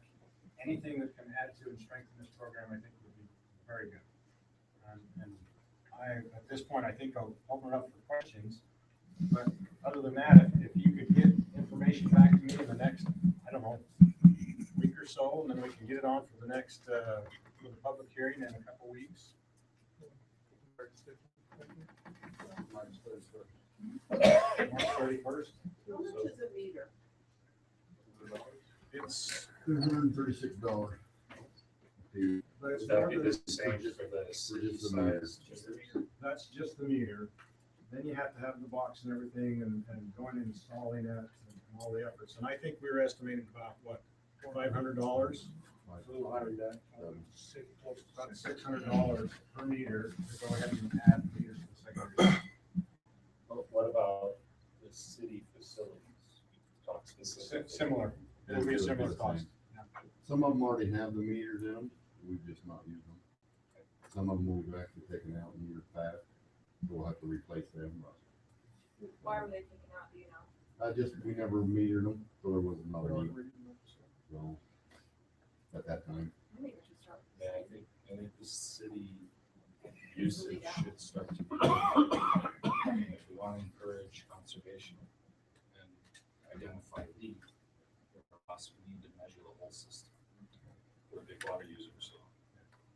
I have a question for you. I don't know the number of your pages, but you talked about the 2009 water conservation goals. Goal number 1 with the report, it was to reduce 15% in 5 years. And then the note was total water use over the 5 years increased 3.5. I believe you've got an overcopy. Okay. When I first originally put that together, that was for, I had the water data for 2013 and I didn't have it for 2014. When I plugged in the 2014 numbers, we actually brought it down.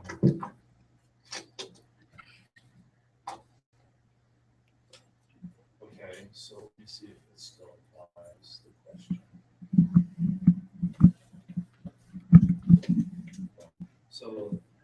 So if it decreased by 2.7, the goal was to decrease it by 15. The new goal is to decrease it by 25 over 5 years. Yes. It seems like a ramp. It is, and if you look at your secondary water usage 5 years ago, we've increased that by 37%. So, and another thing to recognize, the goal to reduce the use by 25% in 5 years, that's on the secondary only. Okay, in 2009, the total goal was 15% across culinary and secondary. Okay, that helps. And the goal now is 25% on the secondary. So the overall was 15 and the overall net was 2.7. Yes. But the culinary dropped significantly. Yeah, the 13% decline in culinary, amazing. If we just look at culinary, we'd be good or better than our neighbors, right? It's the secondary. Yes. Oh, we still have a lot of systems that are still using culinary. So everybody at East of the Canal is still using culinary on their lawns. Everything west of state. Everything west of state is still using culinary. West of state. Well, If you go Manila, Canal, North of Manila, north of the canal. Yes. say east. You said east. Sorry. East of the canal up on the bench here is on secondary. Pumped. Yes. And then I have, okay. So, and why was your off in culinary that significant? Well, good question, and some of it is moving from culinary to the secondary. But there's a large portion that reflects many years of new plumbing standards, overflow toilets, better efficiency, better education, yes. The double flush. Yes. So if the city completed the system, strike that. If the city completed the installation of the secondary in 2008, 2009, that doesn't mean that everybody can convert it over to using that. So there could be some latent conversion to the secondary system. Yes. And that might account for quite a bit of decrease in the quality. It might be, but I don't know if we want to pull it up now, but I've watched and I tracked the sewer system as well, all the flows that go down the Timpanogos Special Service. And those flows per capita have been dropping over the past 20 years quite significantly. So that's truly indoor conservation. It doesn't have a component of outdoor with it. But so we have been doing better.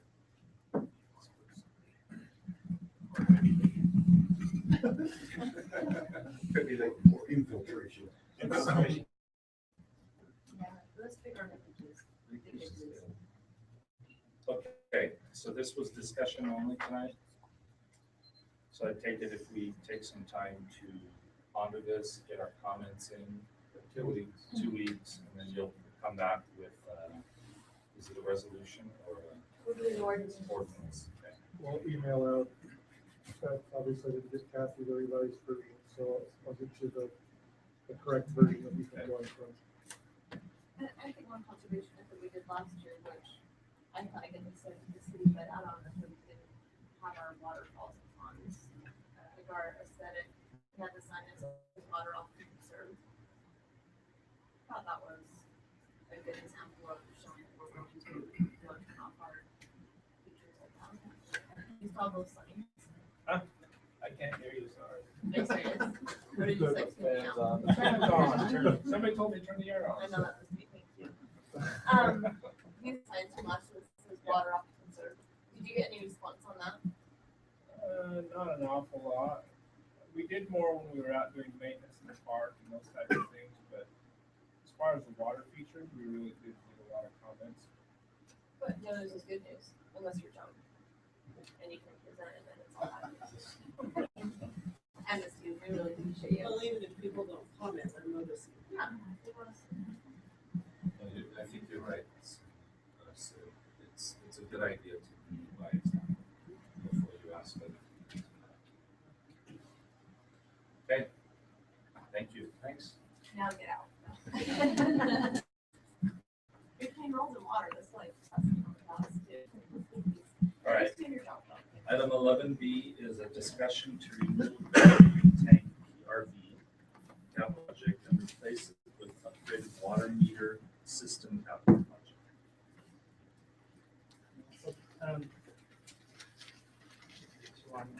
Just wanted to talk about this project. There's been a little information. We'll talk a little bit more too that will carry into future meeting. The main item was that we've had this item as a capital project, and it's carried forward for the past 2 or 3 years to replace the PRV, the pressure reducing valve, mouth of Battle Creek Canyon, and we have a lot of water people here, so if I say something stupid, they can correct me. But, that's been out there for a while. It's need to have been done. It's just old and it's something to do with the chlorine that's in there. It's just something that needs to be replaced. With the micro hydro blue energy project that we've been talking about for several years to try to do that, building would replace the need for that. So we wouldn't need to do that $70,000 project. And this is something that really technically isn't a budget amendment because we're not spending more, but discussing it, we thought it would be good to discuss with the council before we change out one capital project. So if the need is not there to do that PRV replacement, there is a need in the water department to move to the next generation of meters. And again, if I'm saying this wrong, we can make it correct. The meters that we're using right now are kind of the old technology that and we just kind of hung on to that for a while. But it's time for us to get started with the new, I don't even know if generation is the right that, but it's just new technology, radio read kind of meter. We'd like to start putting those meters in. In order to do that, we need a new base unit, computer type of a thing. And so this $60,000 would buy that base unit and give us, I think, 250 meters regardless of what's out there. The first thing is to get some input from the council to see if there's any objections to that. These are culinary meters? Yes. And then, now the other issues that's out there, the Blue Energy project, we received the bids back from those. They're a bit higher than we were anticipating. So we're going to meet actually tomorrow and discuss what the next step on that is, because there's things they can do to reduce the cost a little bit. I don't even have all that information. Corey will be there to present some of that. So, anyways, I guess first of all, is there any objection or concern that anyone would have relating to if we don't do the PRV project? So the culinary meters that go on consumer homes, and did we say earlier that it was $500 a piece? That was to replace one for the secondary if you took into consideration everything, put in the box, but and retrofit. These are for culinary, and so this is basically taking the system we're on now is an R read, and everything in that is getting outdated to where we can't get batteries for them. And so this would replace that system with the newer updated system. But, and of course, you know, you can't read the R's with the M, or no, you can't read the M's with the R unit. They have to buy the whole new unit. But It will work for the whole meters too, right? Yes, this one will read both. Do people have to drive around and do the? Yeah, we're still doing that on a lot of them. This will entail to whether in the future, if we actually go with the tower, or we have the internet system now, or the cell towers, or everything, it'll actually retrofit to that. Ideally, It'll kind of save us money in the long run if we do it now and start until we have to do. Where are they? In all the new homes. So all the new homes that are putting them in, we'll start putting them in. The 250 are in the area that is read by radio reach. are we replacing meters or we're just gonna put as new? We'll just put them in as the need new for as new they're meters coming in, and they're paying for them anyway. They'll just get the brand new system. So, So it's not going out and replacing other meters, it's just us. We're just using these for future. yeah.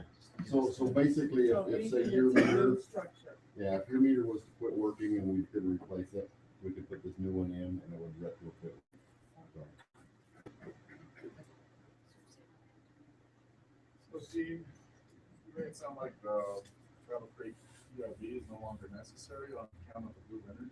Yeah, assuming you Sure go ahead about and, well, okay, we have engineers and water people here, but as I understand it, so you have, you want to explain that? He couldn't stand being he couldn't let Dean just wallow. I don't want the engineer. The water that we get out of Battle Creek Canyon, Culinary Springs, comes down a pipeline all the way to the canyon. And right at the mouth of the canyon, we have the two tanks in. There is a pressure reducing station right there before the tanks. In other words, we've got higher pressure in these lines coming down from the canyon. We need to break the pressure so that it'll flow into the tanks and not shoot out the top of the tank. Maybe an exaggeration, but that said, we need to break that pressure so the water can flow into the tanks and be fine. Those PRVs are in dire need of maintenance, and they're down in a room where there's chlorine and they get corroded and other things. And we've known this for several years, and that's why we've had the budget to maintain those PRV valves. Well, with the Blue Energy project coming in, rather than breaking the pressure in that PRV station, they're going to collect that pressure and that energy and use it in a turbine to break the pressure. And then it'll just run into the tank. So the Blue Energy, if you go ahead and go with it, will replace the PRV structure. The blue energy is way out price at the moment. And we're Yeah, we're gonna have to, we'll come back here in a week or two. So the question on the table, is the council okay with switching out one capital project from the PRV of the Battle Creek, deleting that one, and instead using the money for this new core system plus the 250,000, approximately 60 grand. I guess the only risk is that with Blue Energy, we still desperately need PRV, right? Right, and we'll know that, short said, within the next couple of weeks. And if we don't do this now, then do it project in separate process. Aren't the water meters paid for as far as impact fees? yeah. Right. So why would we need to buy something? New homeowner is buying them anyway. Because then we're to replace the ones that the new homeowner bought the old one. And that one's working, we're gonna replace it for them. So at least it'd be more to replace ones that are not working. Yeah. So the ones that aren't working now, that are, you know, the battery's gone dead and we can't get them for the replace the 250. Right. Isn't this mostly too, we buy the unit and they're kind of It was a throwing in. package. Yes, they're throwing in, yeah, they're actually It's just throwing in. a kind of a starter kit. It's to like, get you going on. because it's actually a lot more. We're buying the computer and the readers, that's what we really need. Yeah. It comes with 250 meters. Start. Concerns, Jay? Anyone? Discussion? Sounds like we're.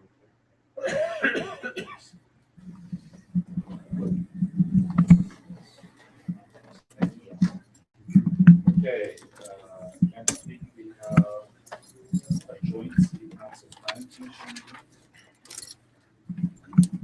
Okay, order resolutions on the more agenda open session, special access departments. Okay, I've got, as promised, a packet of information, so I'm going to distribute that. I just, last time we had our joint meeting with the commission, they requested that they have input on the agenda. We did email them and ask if there's anything we wanted on it. So we knew that the accessory apartment discussion was in there.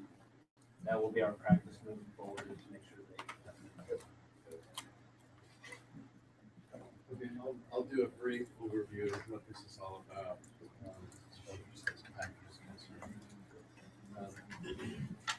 It was intended that this packet would also contain all of the exhibits that I have been able to find on accessory apartments that include documents, proposed ordinances, minutes, all types of things. But to let you see what I came up with, this is the exhibits right here. So unfortunately, they don't fit in this small little binder. So anyway, also to save trees, I thought maybe we could just send you by email a copy of these exhibits. This is everything that would be back up that you're not necessarily going to want to look at it all. But there's a list of what these exhibits are in your packet in case you want to see what it's all about. So I'll just reference a couple things here. The number one is a summary of what the packet is all about. It's the overall comments that I think are pertinent to look at. Section number one, summary, and also my opinion there of what we need to do. Number two is history of accessory apartment issues going back to 1951. This is when the first zoning ordinance was adopted. Between 51 and 78, there would have been, not 70, 85. 51 to 85, and previous to 51, there wasn't any regulation. So we go back to when the town was originally established in 1853, I believe it was, to 1985. There were opportunities for accessory apartments to be constructed. Yes, it would be anything that's identified as being constructed prior to 1985 would be considered grandfathered. Yeah, there's a lot. And so then when we get up to between 1985 and 2000, there's not a lot going on. But in 2000 is when we started talking again about the need for having some legal method for accessory apartments. And you'll see several of these ordinances were proposed since 2000. So the last 15 years, we've had this effort on and on, ongoing. Then section 3 is a list of the exhibits that I will be sending to you by mail. So they're just kind of let you know what type of things we have there. Number 4 was supposed to be actual exhibits, so that will be the email. Number 5 is just a list of other ordinances that we have received that I'm not going to send, but in case you're interested, I have copies of my office. But you kind of, that's how, what helps you provide knows where we are. Right, and these are things that have been collected either since I've been here or others that have been on file that were collected previously. It's not necessarily in the last 6 months, but we did this over Right. And then number 6 is a historical city code. So what has been permitted here in Pleasant Grove since 1951? And as I mentioned, between 51 and 1985, they were able to be RM7 is what is currently permitted in our, so there are situations that are permissible in 3 different zones for accessory apartments, in the Grove Mixed Housing sub-district, in the RM7 zone, and in the downtown village. Accessory apartments are currently permissible. And then these are other related type situations being shown here, what's permitted and what's not. Then the section 8 is 15 frequently asked questions on accessory apartments. We tried to come up with everything we could think of that might be a question related to accessory apartments, and trying to answer those to the best of our ability. And then number 9, this is research done by Royce Davies, various sources, just pulling down various points to be considered. So in the end, I just want to say that I think it's time for us to move and do something on this issue. We have been discussing, viewing, considering, talking about ad nauseum for 15 years, this issue. I think it's time to do something about it. Well, but we actually did permit it. And so I guess what I'm saying is, with that recommendation is, accessory apartments are not going away. The issue is not going away. It's more responsible for us to actually come up with a way to recognize and permit them. This is what you did right here. Good job. You Thank did. you. This is good news. And was there anything in this last legislative session that impacted this? Kathy, so this is the norm for learning. Hey. Well, it's a report, yeah. It's really fortunate that we have your many years of expertise on this issue. I mean, you really are the right man to guide us on this issue. And right now, the rest is template on this agenda for next week. Yes. This will be really our only item. All right. Unless something else comes up. So we go to neighborhood and staff business. Libby? Okay, how are we coming on the applications? We looked at them. We received applications. Did we get them to the 2 out of town? Okay. Okay. Okay. Anything else, Libby?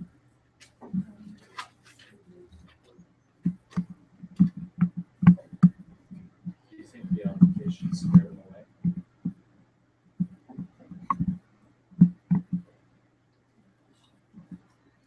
Ken? Dave? Nothing.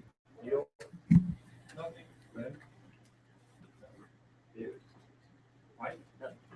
Sherry? We have an after-school activities program for elementary age kids tomorrow, I believe it is. My phone died, I can't check. We also have a kid history program that Melissa Carvajal's been teaching that's been super successful and popular. She's doing mythology right now. That's this week. We also have everything. She does. Greek We also have, mythology. yeah.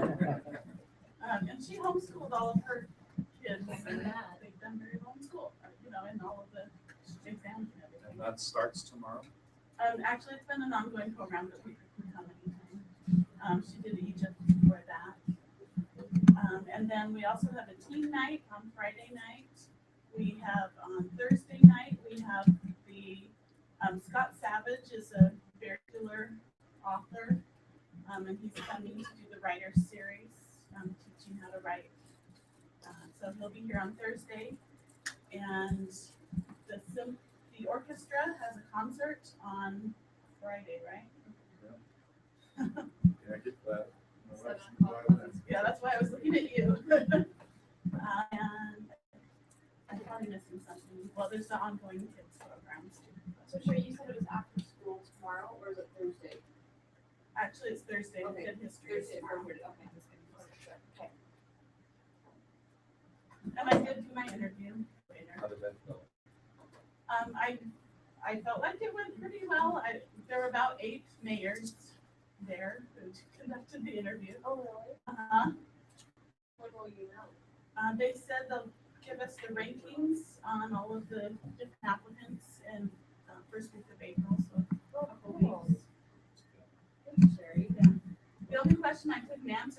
said, what if it's more than what you're asking for? Will your city pay it? And I said, I can't speak for the city council, but they've been Got some supportive, budget for so. that, so, yeah. Okay. Thank you, Sherry. Dean? Scott?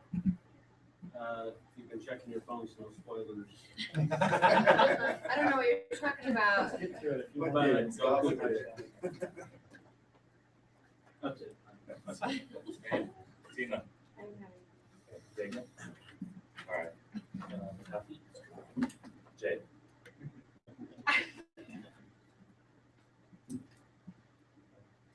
Nothing?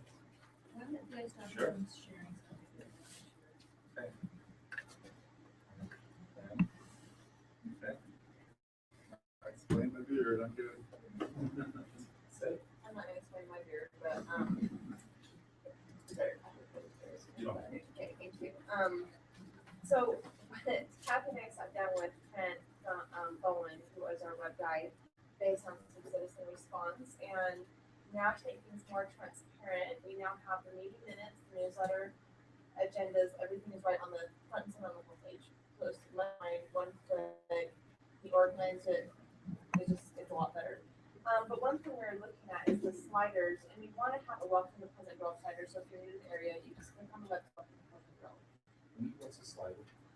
It's like right here, you can click through like manually or you can watch it go on its own. But I thought it'd be fun to have a contest to have residents submit their best photo of Pleasant Grove, I don't know who the judges would be, and then let the residents, and it can be something we change out monthly or every couple months on that slider. Is the council open to doing that? Okay. I'll work on that, and what was the other thing? I told the scout, he emailed me for one of his projects and wanted to know how much a bubble would cost in the pool. I know that other citizens are interested in well. Another Eagle Scout program? Well, That was a worthy goal. he just had a plan issue in the city that information on. But I know other citizens are interested in well that cost and as well. And the last time we checked, it was I think several years ago that we got an estimate. Would it be possible to get an updated estimate on a bubble or a pool? Okay, thanks. And I think that's all. Okay, the wedding went well. Just in case anybody's asking. My wife's back to normal, sort of. She's less pressure, and it's great. Life's good. There is a postpartum wedding reception time period that you just have to. I've noticed she went to the doctor today. She was down. It's great. Life's good right now. It's like the post-Christmas chaos and then. It really was good, and I appreciate everybody that came.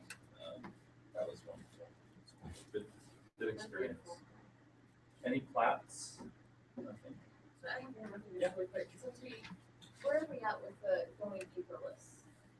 Yeah, we met with Express Bill Pay to talk about enrolling citizens right when they come in to sign up. They're putting together an application form for us. They have one other city that does that, and they're working on that for us. And then, so that's as far as the Express Bill Pay, but see, I mark, okay, that's one aspect of the resident comes in.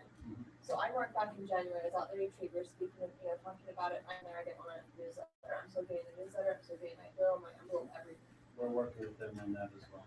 Okay. So there's the system default is to send that all to you. We're going to change the system default to not send that to you, but you actually have to hit the But check. that's what I did, I went and changed it. Then we need to follow up. Did the same thing after the Yeah. discussion, Are you still like, getting it? like recently after, I'm still getting it. I mean, that's just money that the city's just throwing out.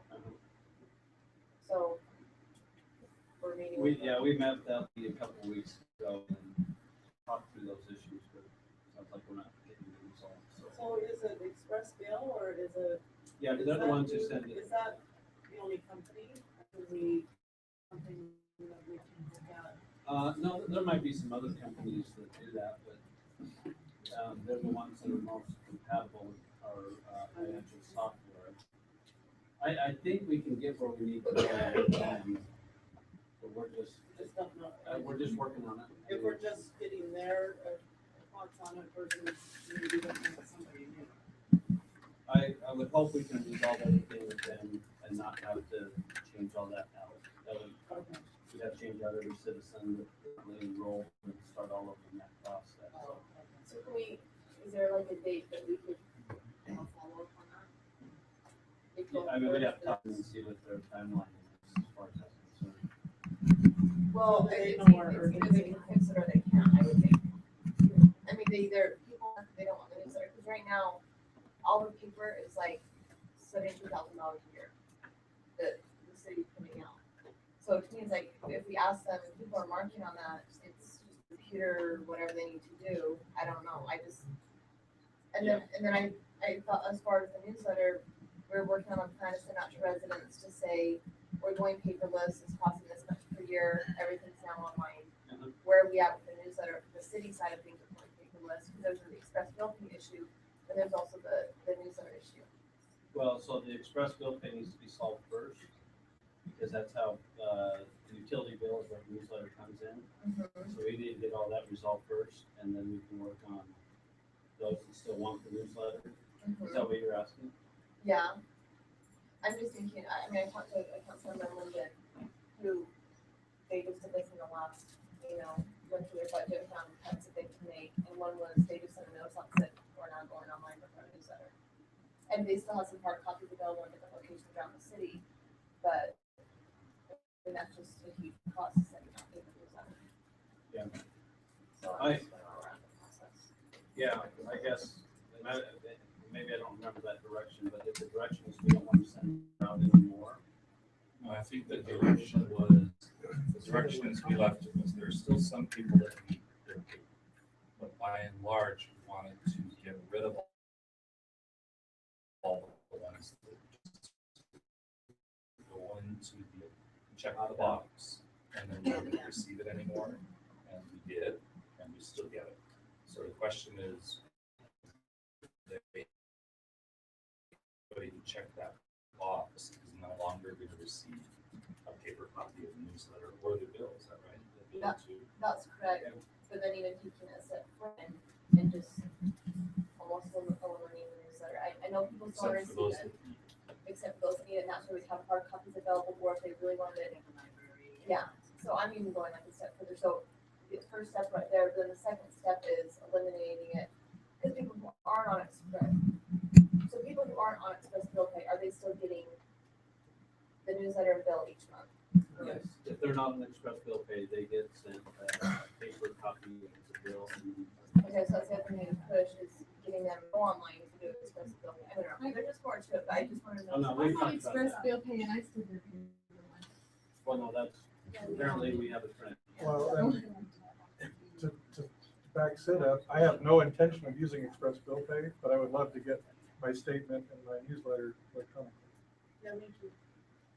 So we understand there's some narrative issues and we're working on those. I can't give you dates that we'd have to, they're the ones that would have to tell us when they can come up. We did talk to them about it when we met with them a couple of weeks ago.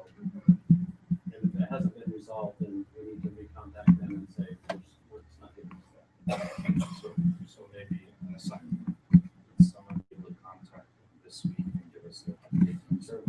Yeah. Okay, thanks, Mom. Thanks for that.